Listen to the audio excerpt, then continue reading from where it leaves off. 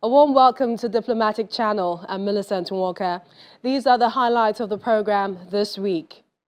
Canada declares China's diplomat Zhao Wei persona non grata, and in retaliation, China expels Jennifer Lin Lalonde. The Canadian consul in Shanghai says expulsion was just and necessary. But before that, let's check other top stories in diplomatic circles.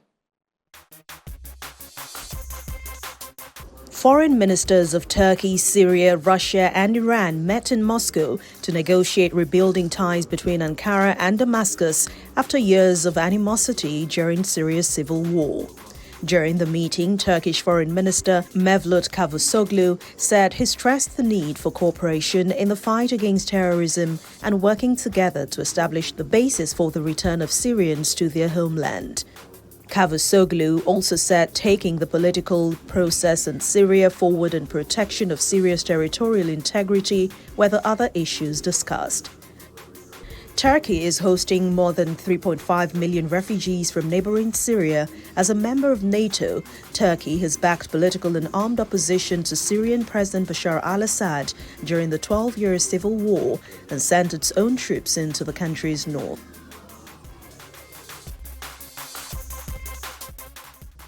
Pakistan and China have vowed to strengthen bilateral relations, jointly accelerate the construction of the China-Pakistan Economic Corridor, and deepen cooperation in the fields, including agriculture, connectivity, and information technology. At a meeting with visiting Chinese State Councillor and Foreign Minister Qin Kang, Pakistani President Arif Alvi said the existing cordial relations between Pakistan and China are rooted in the profound traditional friendship both parties share. China says it is willing to join hands with Pakistan to implement Global Development Initiative, Global Security Initiative, and Global Civilization Initiative, and will jointly resist external risks and challenges and steadily promote the China-Pakistan community with a shared future. Foreign ministers of Arab League countries have agreed to form a tripartite liaison committee to work for resolving the ongoing conflict between the Sudanese army and the rival paramilitary rapid support forces that erupted on April the 15th in Sudan. The Arab League foreign ministers called on the warring parties to cease fire and return to political dialogue without further delay. Meanwhile, Sudanese Special Envoy Defala Al-Haj says the Sudan army is in full control and that the elements of the Rapid Development Force, the rebellion, have infiltrated inside the civilian quarters and they are now occupying hospitals. That is why the army does not want to go aggressively because of the safety of the civilians. South Africa's foreign ministry says the United States ambassador to the country, Ruben Brigetti, has apologized unreservedly for claiming South Africa sold weapons to Russia. Mr. Brigetti had alleged a Russian ship was loaded with ammunition and weapons in Cape Town last December. South Africa says it has no record of an arms sale and President Cyril Ramaphosa has ordered an inquiry. Mr. Brigetti said he was grateful for the opportunity to correct any misimpressions left by his public remarks, while reaffirming the strong partnership between the two countries. Meanwhile, the United Kingdom has confirmed supply of long-range missiles to Ukraine for its fight against invading Russian forces. The Storm Shadow cruise missile, which has a range of over 250 kilometers, will give Ukraine new capabilities as Kiev prepares for counter-offensive against Russia. Ukrainian President Volodymyr Zelensky arrived in Berlin early on Sunday for talks with German leaders about further arms deliveries to help his country fend off the Russian invasion and build what's been destroyed in the war. His next destination was Rome. Here, the Ukrainian leader met Italian President Sergio Mattarella and Prime Minister Giorgia Meloni. He also had a private audience with Pope Francis at the Vatican. The Argentine pontiff said he was constantly praying for peace in Ukraine. The Pope also stressed the urgent need to help the most fragile people, innocent victims of the war. There is a diplomatic row going on now between China and Canada. China has expelled Canada's consul in Shanghai, Jennifer Lin Lalonde, in retaliation for Ottawa sending home a Chinese diplomat accused of trying to target and intimidate a sitting Canadian lawmaker, Michael Chong, and family in Hong Kong for sponsoring a successful motion declaring China's treatment of its Uyghur Muslim minority as genocide in 2021. Now, Canada had declared China's diplomat Zhao Wei persona non grata. The expulsions have escalated the already tense Sino-Canadian relations with China. Spy agency Canadian Security Intelligence Service, CSIS, had authored a report in 2021 about Chinese influence in Canada that included information about potential threats to Conservative Member of Parliament Michael Chong and his family. The censures mark a significant deterioration in relations between Ottawa and Beijing following reports of alleged Chinese political interference in China. The censures mark a significant deterioration in relations between Ottawa and Beijing following reports of alleged Chinese political interference in Canada. Prime Minister Justin Trudeau says Canada will not be intimidated by China following Beijing's tit-for-tat expulsion, and that his country will continue to do everything necessary to keep Canadians protected from foreign interference. To get more perspective on this, I'm now being joined by former Ambassador, Deputy Head of Mission, Embassy of Nigeria, Washington, D.C., and former Permanent Representative to the Organization of American States, Ambassador Hassan Mohammed Hassan. It's glad to have you on Diplomatic Channel. Thank you, Militant. It's an honor to be on the Diplomatic Channel with you.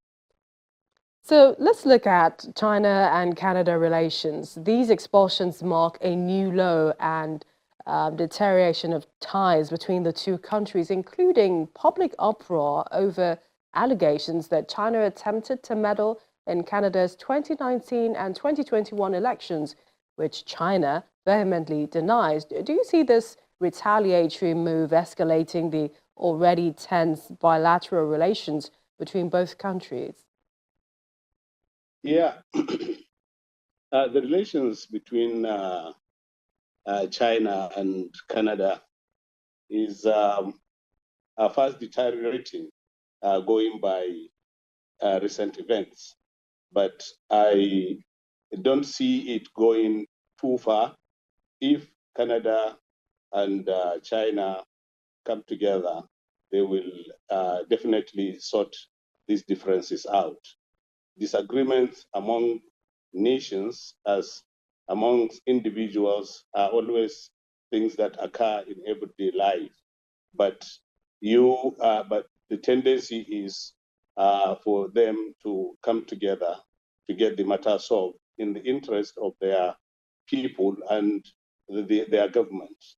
So I see China and Canada being very important trading partners will not allow these ripples to continue to a point that it will involve the expulsion of their ambassadors.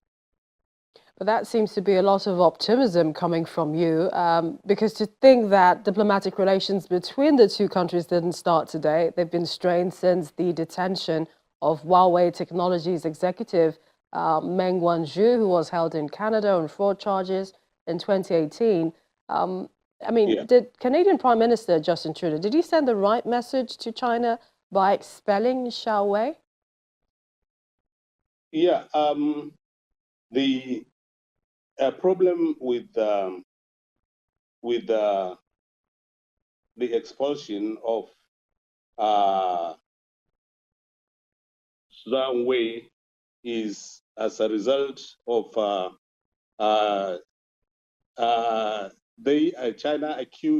Canada accused China of Zhao Wei of intimidation, of trying to influence and in an abnormal way a member of Parliament of Canada. And the weight of what China did And when you compare it with what is obtainable between the two countries in terms of trade and some other agreements, I believe they far outweigh what China allegedly did to Michael Chong. Michael Chong. So I believe China and Canada have a lot of space. They will mend fences. China is also widely seen to have a track record of using economic or trade-related measures to express displeasure with diplomatic partners. Kind of reminds me of the U.S. under Trump. But are we likely to see this happen in this case? Yes, you see, once you are quarreling or fighting with any other person as an individual, whatever weapon at your disposal, you are bound to use it. And when you extend that one to nations, nations normally take advantage of what is at their disposal. And China is effectively using the economic strength it has to influence her foreign policy and to make nations bend towards their will. So I don't think China is doing anything out of the ordinary.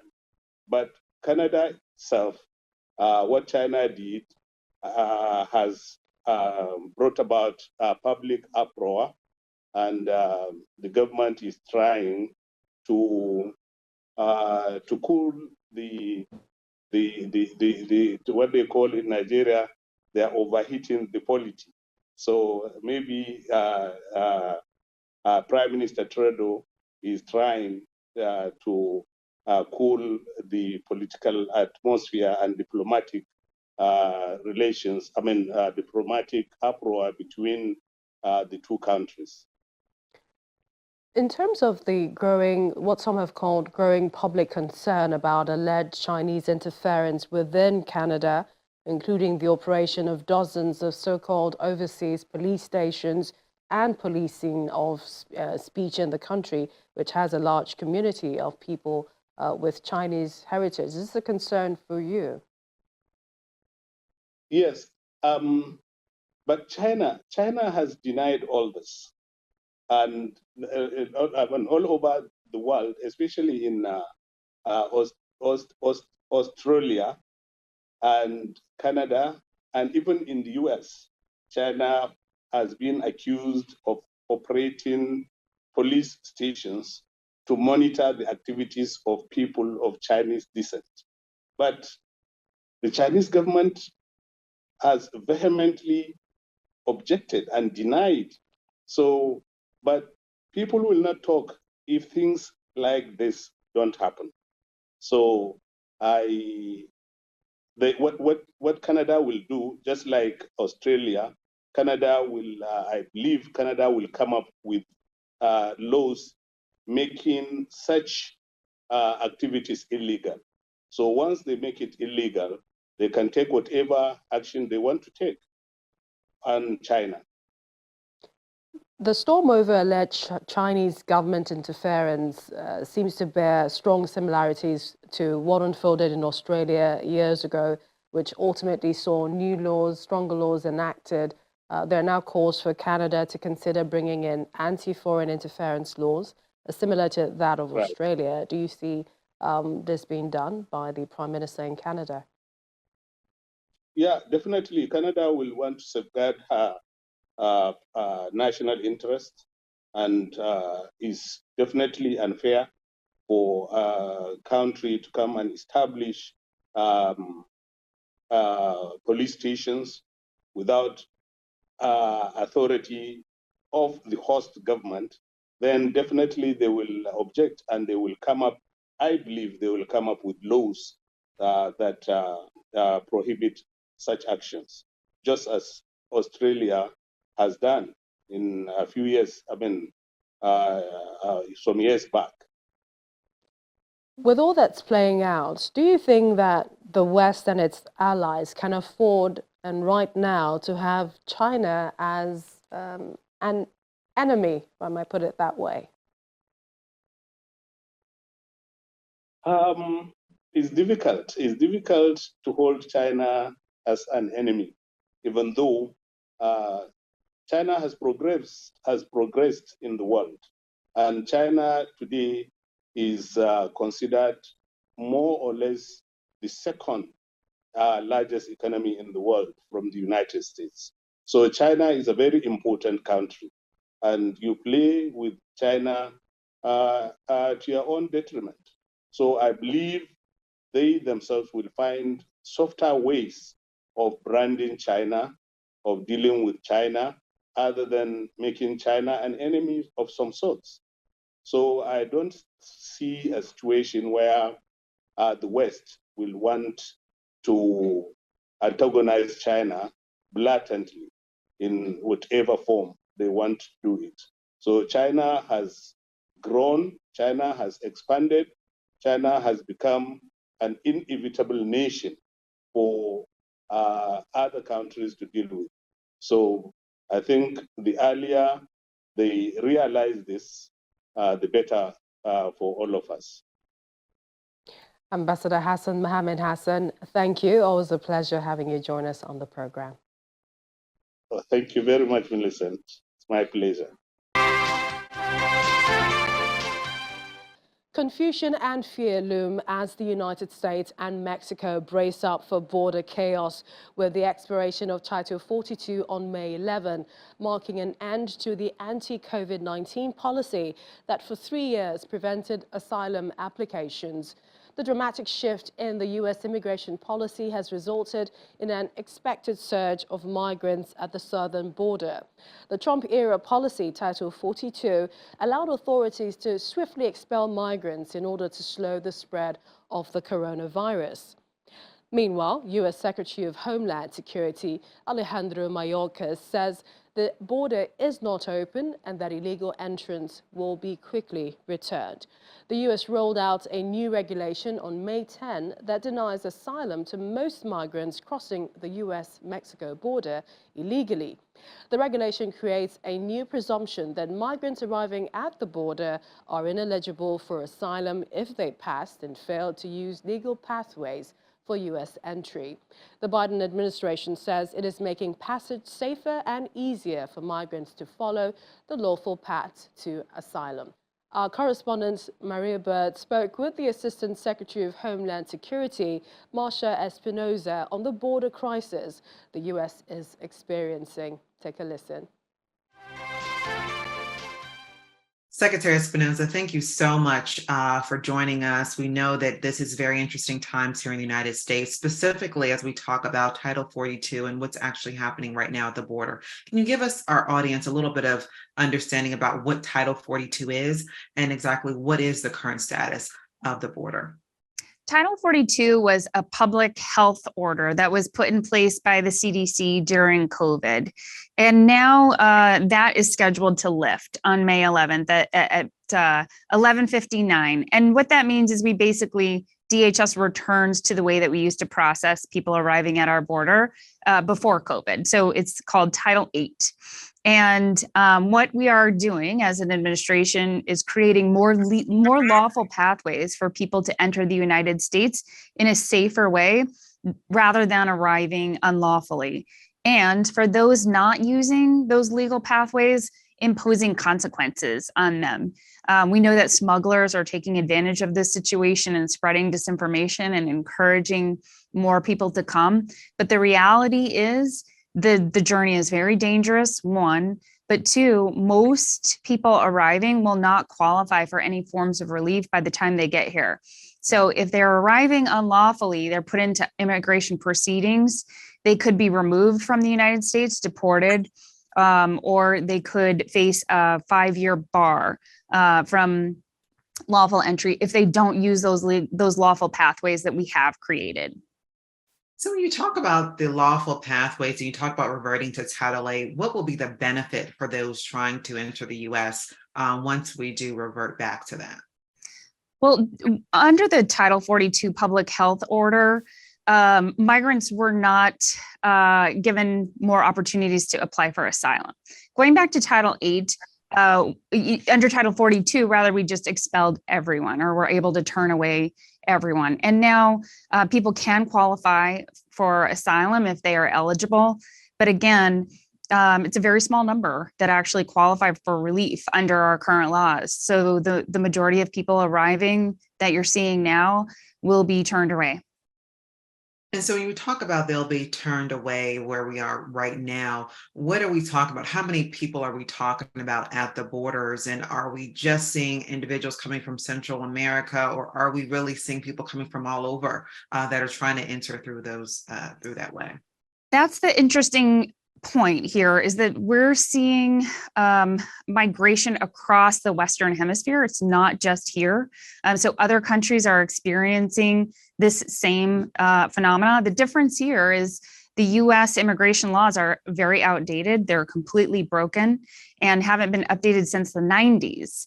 So it is creating sort of a backup of a system. And we are seeing, because of this perceived shift in policy, or the Title 42 going away, higher than normal encounters at the border. So we are doing the best that we can in order to decompress the situation, in order to, and additionally get out the right information to migrants that we are enforcing our laws here. The border is not open. And again, the majority will not qualify for relief under our laws. So we're doing our best to get that information out, decompress the areas, and manage the situation as best we can with the tools and resources that we have available to us now. But again, the only thing that will change this in the long term is for Congress to pass immigration reform.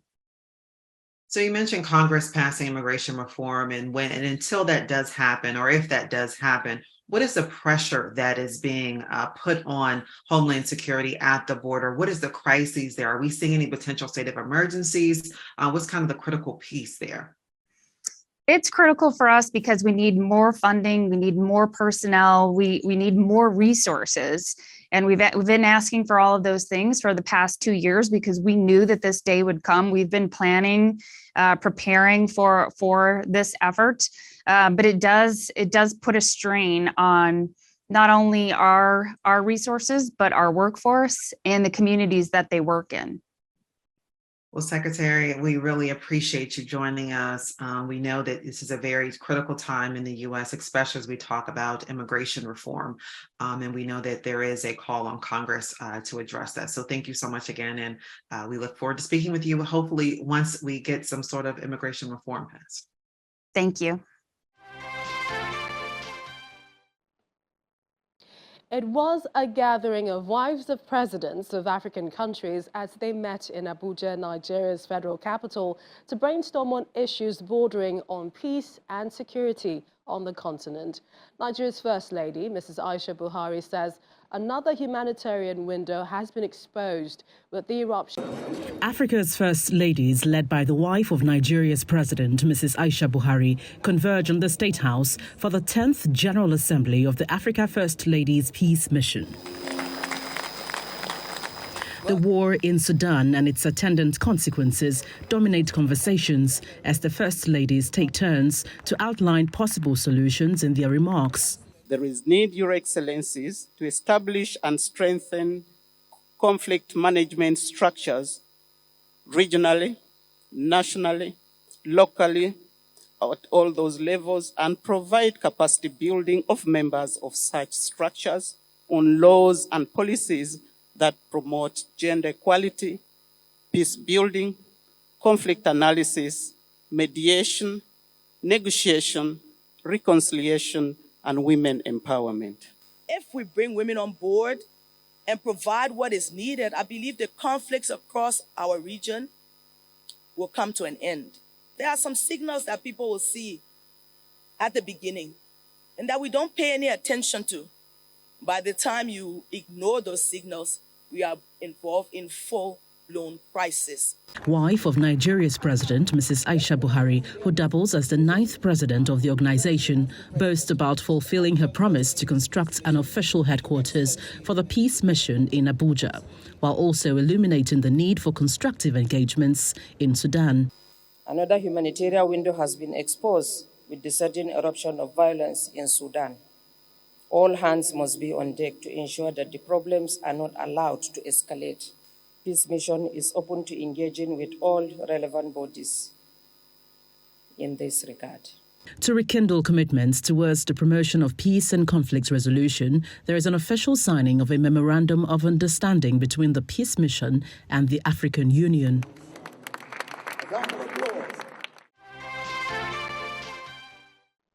And that's Diplomatic Channel this week. You can watch this and other episodes again on our YouTube channel /Channels Web and our Channels playlist. I'm Millicent Walker. I'll see you next time.